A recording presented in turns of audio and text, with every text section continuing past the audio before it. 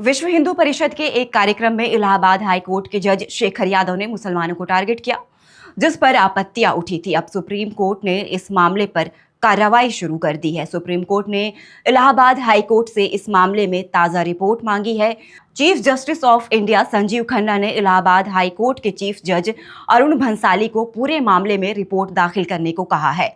इस मामले में भारत के मुख्य न्यायाधीश संजीव खन्ना की अगुवाई वाले सुप्रीम कोर्ट कोलेजियम ने बीते महीने दिसंबर में जस्टिस शेखर कुमार यादव से मुलाकात भी की थी और हिंदुत्व कट्टरपंथी संगठन के कार्यक्रम में उनकी टिप्पणियों पर स्पष्टीकरण मांगा था, जहां उन्होंने मुस्लिम समाज में बुराइयों के कई संदर्भ दिए थे। अब इस मामले में सुप्रीम कोर्ट के जज ने इलाहाबाद हाई कोर्ट के अहम जज अरुण भंसाली को खत लिखा है। खत में सीजीआई ने इस मामले में नई रिपोर्ट दाखिल करने के लिए कहा है। इस मामले में 17 दिसंबर को ही कोलेजियम और जस्टिस यादव के दरमियान मुलाकात भी हुई थी। इस दरमियान जवाब मांगा गया था। इंडियन एक्सप्रेस की खबर के मुताबिक जस्टिस यादव ने अपने बयान को लेकर माफी नहीं मांगी है, जिसकी वजह से सुप्रीम कोर्ट उनके खिलाफ सख्त है।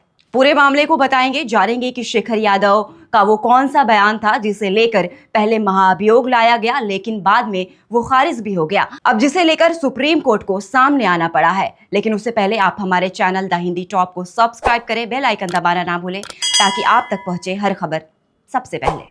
इलाहाबाद हाईकोर्ट के जज जस्टिस शेखर यादव ने बीते दिनों मुसलमानों को लेकर एक विवादित बयान दिया था। उन्होंने मुसलमानों को कठमुल्ला बताया था और इसी के बाद से ये पूरा विवाद खड़ा हुआ था। उनके खिलाफ महाभियोग लाने का प्रस्ताव भी संसद में रखा गया था।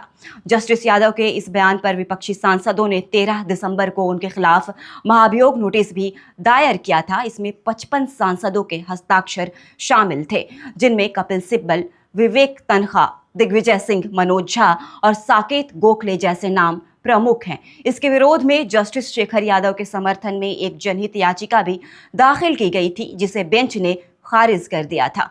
कहा गया कि ये मामला सुनवाई के लायक नहीं है, क्योंकि जनहित याचिका समाज के दबे कुचले लोगों की आवाज उठाने के लिए लाई जाती है। दूसरी ओर उत्तर प्रदेश के मुख्यमंत्री योगी आदित्यनाथ ने 14 दिसंबर को जस्टिस यादव के बयान का समर्थन करते हुए इसे सत्य बताया था।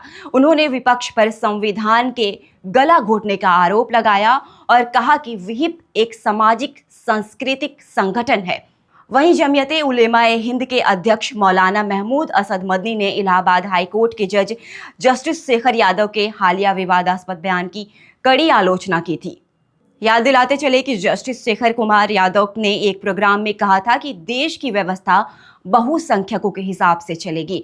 उनका यह भी कहना था कि परिवार भी बहुमत के हिसाब से चलता है, तो देश को इस तरह से चलाने में क्या गलत है। यादव ने मुसलमानों के खिलाफ बयानबाजी करते हुए उन्हें कठमुल्ला कहा था। यादव के इस बयान के बाद उनका विरोध शुरू हुआ था। ये मामला यहां तक बढ़ गया कि सुप्रीम कोर्ट को इसमें दखल करना पड़ा है।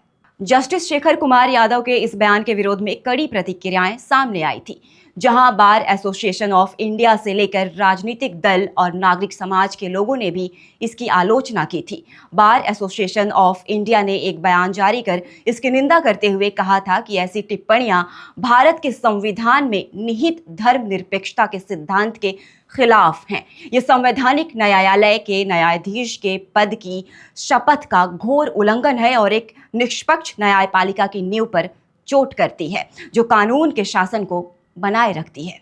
अब मुख्य न्यायाधीश के इस नए कदम को एक आंतरिक जांच प्रक्रिया के तौर पर देखा जा रहा है, जो न्यायाधीशों के कदाचार से जुड़े हुए मामलों में उठाए जाने वाले पहले कदम के रूप में समझा जा सकता है।